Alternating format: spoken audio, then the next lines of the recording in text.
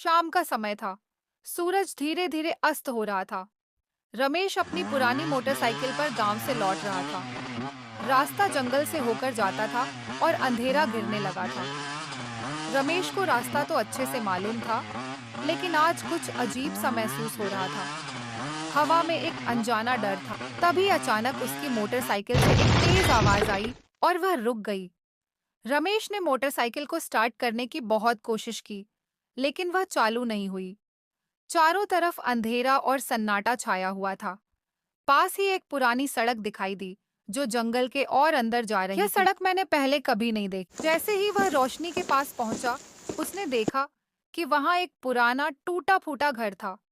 दरवाजा आधा खुला हुआ था और अंदर से हल्की रोशनी छनकर आ रही थी। उसने दरवाजे के पास पहुंचकर आवाज दी, "कोई है?" अंदर से कोई जवाब नहीं आया। वह धीरे-धीरे दरवाजे को और खोलकर अंदर गया। अंदर का दृश्य अजीब था। दीवारों पर धूल की मोटी परत जमी थी, लेकिन एक कोने में एक मोमबत्ती जल रही थी। मोमबत्ती की हल्की रोशनी में रमेश ने देखा कि कमरे के बीचों बीच एक बूढ़ा आदमी बैठा हुआ था। उसकी आंखें बंद थीं और वह कुछ बुदबुदा रहा था। रमेश ने डरते डरते फिर से पूछा, "बाबा, आप कौन हैं और यहाँ क्या कर रहे हैं?"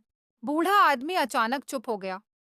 उसने धीरे धीरे अपनी आंखें खोलीं और रमेश की तरफ देखा। उसकी आंखों में एक अजीब सी चमक थी। फिर वह धीरे से बोला। तुम यहाँ कैसे आए हो? रमेश ने अपनी पूरी कहानी सुनाई और कहा, मुझे आपकी मदद चाहिए। मेरी मोटरसाइकिल रास्ते में खराब हो गई है। क्या आप मुझे कुछ बता सकते हैं? बूढ़ा आदमी कुछ देर तक रमेश को घूरता रहा, फिर बोला। यहाँ से बाहर निकलना आसान नहीं है बेटा। जो इस घर में आता है वह कभी वापस नहीं जा पाता। रमेश को अब सच में डर लगने लगा था। उसने पीछे मुड़कर बाहर जाने का रास्ता देखा, लेकिन तभी उसे कुछ अजीब महसूस हुआ। दरवाजे पर एक भारी ताला लग चुका था, जो कुछ समय पहले वहां नहीं था। रमेश ने घबराते हुए कहा। ये ताला कहाँ से आया? बूढ़ा हंस पड़ा। ये ताला तभी खुलता है जब समय पूरा होता है। तुम्हारा आना भी एक इत्तेफाक नहीं है। इस घर में आने वाले हर मुसाफिर के साथ कुछ ऐसा ही होता है। रमेश के दिल की धड़कनें तेज हो गईं। वह समझ नहीं पा रहा था कि अब क्या करेगा। तभी बूढ़ा आदमी खड़ा हुआ और धीरे धीरे कमरे के एक और दरवाजे की तरफ बढ़ने लगा। उसने दरवाजा खोला और अंदर का दृश्य देखकर रमेश का दिल दहल गया।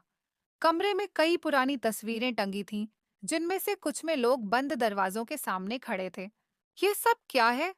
रमेश ने कांपते हुए पूछा। बूढ़े आदमी ने कहा। ये वो लोग हैं जो इस घर से कभी बाहर नहीं निकल पाए, और अब तुम्हारी बारी है। रमेश ने कमरे से भागने की कोशिश की, लेकिन उसके पैर जैसे जमीन से चिपक गए हों।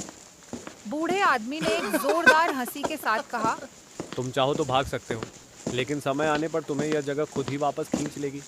रमेश ने अपने हाथ पैर चलाने की कोशिश की, लेकिन कुछ भी काम नहीं आ रहा था। तभी अचानक से एक घंटी बजने लगी। कमरे की दीवारें हिलने लगीं और रमेश को लगा कि उसका अंत करीब आ चुका है। तभी एक तेज हवा का झोंका आया और रमेश की आंखें बंद हो गईं। जब उसने आंखें खोलीं, तो वह अपनी मोटरसाइकिल के पास खड़ा था। चारों तरफ घना अंधेरा और जंगल था, लेकिन अब वहां कोई बूढ़ा आदमी नहीं था।